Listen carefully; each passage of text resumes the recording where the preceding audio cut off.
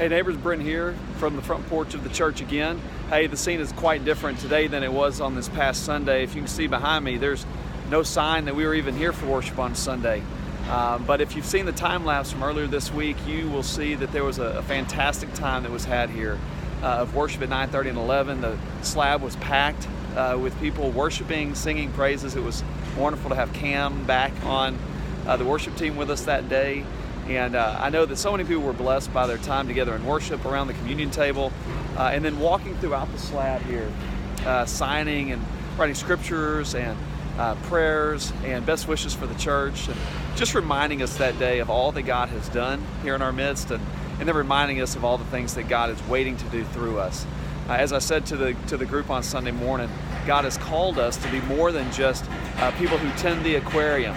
I heard our Bishop Jones use this illustration earlier this week, last week actually, this idea that we're building a great building, and if we're not careful, we could allow this building to become basically the aquarium where all the fish swim together. All of us who know each other and love each other and care for one another, we all swim together here.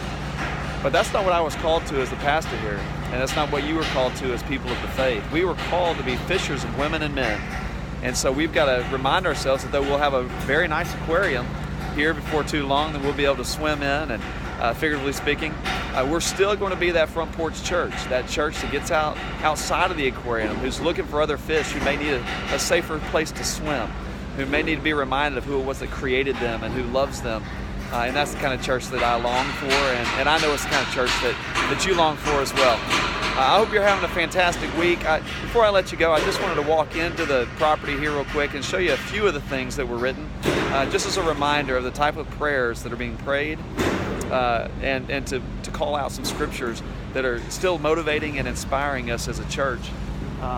Let's leave the front porch here, and I just want to show you a couple places. I'm going to try to stay out of the way of the work that's being done. But just you can take a look along some of the things that have been written on Sunday. Just a reminder.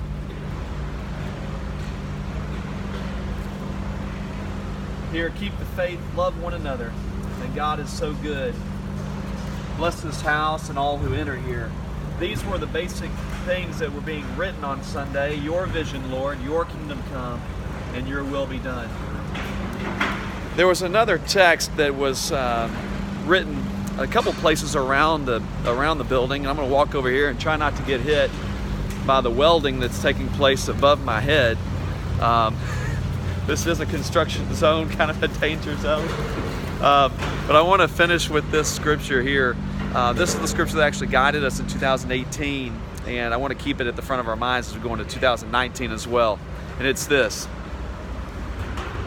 that unless the Lord builds a house, the work of the builders is wasted.